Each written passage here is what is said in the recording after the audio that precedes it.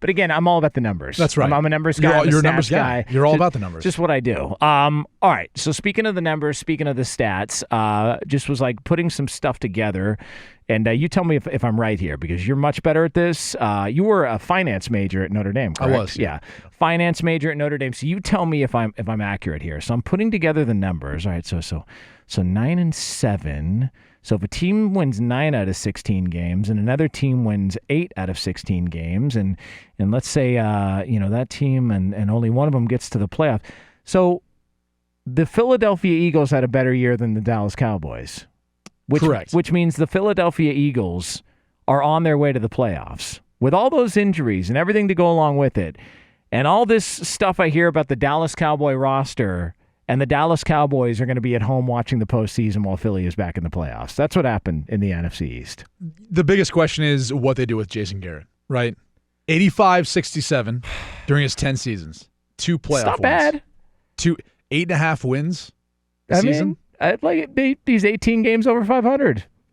I'm just saying, if you're Rich Kotite, I mean, you do anything for 18 games over 500. You know what the problem is now, though? I think, and maybe Sean McVay is partially to blame. At least it seems like this now recently. You looked at where they were at, because you know what that record sounds like? Jeff Fisher. And now we look at like what Jeff Fisher did, and you don't look at it as like, dude, he was actually competitive and kept teams in games. He won games he wasn't supposed to. Maybe he lost a few close games here or there. But it's never like they had some really, really bad teams. Like his teams, unless they just were decimated with injuries, they were always kind of battling and fighting, like hanging around, right? But now we don't want that. Like you can't sell that, right? You can't sell mediocrity. Right. You either sell that you've got a top draft pick, so here's your hope, here's your future, right? Optimism. Or you sell that you're kicking ass and you're going to be able to win a Super Bowl, right? Those are the only two things we care about anymore. So you get rid of Jeff Fisher, the Rams shine Sean McVay, and they immediately have success. And so now every organization, because it's a copycat league, is saying to themselves, well, how do we find the next Sean McVay? How do we find the next guy who could come in and turn us around? And because they would rather just knock it all down and be crappy for a year or two and then build it back up and then try to make a run for a Super Bowl. Here is my piece of advice to caution all those teams moving forward. Look at the Rams now. Now they're back to a team that's in mediocrity. Yep. They won today. Great. Yep. They're not making the postseason. No. And they don't have a first-round draft pick until 2022. And they have cap situations, all these things they got to figure out. And so for the short term, it looked good. It was okay. Now we're going into a new season, and there's not really a whole lot of optimism for this team moving forward. And that's why, I'm telling you, I'm not sure what Jerry Jones is going to do. You know, he was kind of emotional after this past game. But whatever he decides, it's going to go one of two ways, I think. He's either going to stick with Jason Garrett because he feels like they're close, and he thinks he can sell people on the fact that another year and they will be able to get to it, or he's going to knock it all down. And whoever he brings in, I'm not sure what the Cowboys will be next year. I'm not sure they can find the next Sean McVay, whoever it ends up being. Well, let's hear from your guy, Jerry Jones. And I'm trying to get to the bottom of this. We saw this muted on the television, and it looked like he was emotional, but maybe I'm bad at reading body language. You say he wasn't crying and emotional. I think that he was. Let's go ahead and give it a listen. I'm not going to comment on anything to do about those kinds of substance tonight, other than my disappointment about not being in the playoffs. But I'm not going to get into that out of respect for everybody, players, and really fans as well. Bottom line is I have all the respect in the world for him and his lineage, and I think he's an outstanding asset not only for us but for the NFL. Okay, so there's Jerry Jones, and no, it didn't sound like he was crying, so congratulations. An early win for Brady Quinn here on Fox Sports Radio. Jerry Jones, not He's emotional an old and man. crying. He just had that glossed-over eye look, and he was talking down. Although, to my defense, though, this is also a guy who 1 week after they lose on Thanksgiving is crying because Michael Bennett gave an emotional speech after the game. And then a few days later, he gets a radio station shut down because he drops too many S-bombs on the air. So kind of erratic behavior post-game from Jerry Jones. You know what the problem with the Dallas Cowboys is? Right there. What other owner in the NFL does post-game interviews? What other owner in the NFL has 2 hits a week on a local station in Dallas? Like, that's the problem. It doesn't. Jason Garrett's not the most crucial issue to this whole thing. Jerry Jones is entering into Al Davis territory to where it's problematic. He's constantly in the news. He constantly wants to call shots, and he turns this thing into a circus. It's like there's been a lot of coaches that have come through there the last 20 years. But it's still Jerry Jones. And I think he's the issue more so than Jason Garrett is. Have you been to AT&T Stadium there? I have not. It's Nice quite the stadium. Yeah. It's unbelievable when you walk in there. Troughs or stalls? No, stalls. Okay. They have like their own individual stalls. Good. Like you're in an individual pod. I mean, to go to the bathroom. It's kind of boring if you ask me. I mean, there's not a lot of scenery. How are you supposed to admire somebody's Rolex when you're in a stall? You know what I mean? You know what it doesn't do though? It doesn't really create a home field advantage. Really, dude? Really? Bobo is perplexed right now. Look at by the way, we're talking about his team. Hey, He's got his Dallas Cowboys. Look at the time. It's crank 30, Brady. So, yeah, and look, I like Jerry Jones. No, look, Jerry Jones has built the most expensive franchise there is in professional sports. Yes. It's a spectacle, but that's what it is. I talked about culture with Cleveland. He's got the same issue, and he's part of the problem. Yes. Everything's about him. It's about the star. It's about the boys. It's about them Cowboys and everything else and how amazing the stadium is. How about them Cowboys? Yeah! But it's not about winning. By the way, that was Doug Peterson chiming in a second ago. But it's not about winning. No, it's not. It's not about creating an atmosphere and environment to help them win and focusing on that. It's focusing on all the other things that are on the outside of it where you can make money and entertainment. They haven't won a Super Bowl in coming up on a quarter of a century, and they're worth, what, over $4 billion? Yeah. Like, so, yeah, Isn't that crazy? Because you think about some of the most expensive franchises like in any sport, yeah. right? Like Manchester United, right? Yes. I'm not a soccer guy by any means, okay? I think they've been more successful recently than the Dallas Cowboys. Yeah, they've got more. More wins, more success. I'd venture to say they've been more successful than just 2 playoff wins in the past 10 years. Yeah, well, and then also they've had superstars on their team to where Dallas has had good players, but I don't look.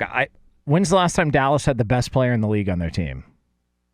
I mean, like you go. You could even ask the question: when's the last Hall of Fame player they've had?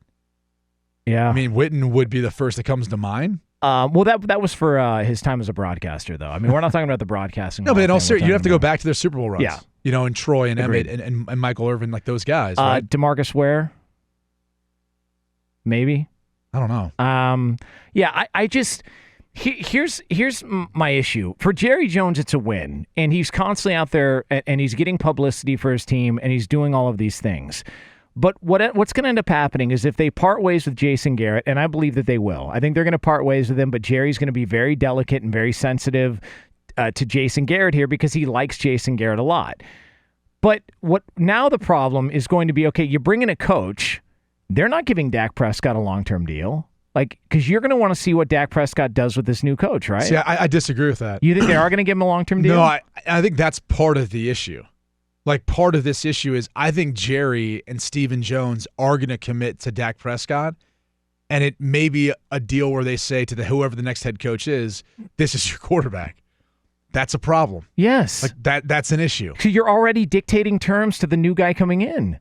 That's why, look, Urban Meyer, do you think Urban Meyer's got the personality to, and I don't know if you know Urban Meyer, and it's not like you work with him every week on TV, but do you think Urban Meyer's got the personality and the ego to sit there and let Jerry Jones tell him what he's going to do and what quarterback he has to take and what? Like, I don't see a guy with they tried it with Bill Parcells. It didn't work. At a certain point, Bill Parcells got tired of the crap. I can't answer that question because, I mean, look, one, if the opportunity is there, I don't know what he'd think in that instance if he'd want to take that job because he hasn't coached in the NFL. And so maybe that's enticing enough that it is Dallas, it is, what it is. And they do have a roster that I think would be enticing to any head coach. And I always think when you look at that job or you look at any prospective job, especially that one, you're probably looking at the things that are talking you into taking that job than you are the reasons that are going to talk you out of it, right? Because it's going to be a lot of money. Whoever the next head coach is. Yeah. they're going to get at least, a 4 or 5 year deal. They'll be making north of $7 million a year. So let's say minimum that's 28, close to 30 million. Okay, like that's the floor. Are you really going to turn that down to maybe go and see like what that experience is going to be like everyone always talks about like, oh, it sounds like it's bad from the outside, right? And then you get there and you're like, oh no, it is as bad as I thought. Or maybe you get there and go, this isn't that bad. It's not as bad as what people thought. And especially if you have success right away. I mean, that's the thing that I think people tend to miss is, Jerry hasn't in the past 10 years had the sort of success that I think he was hoping.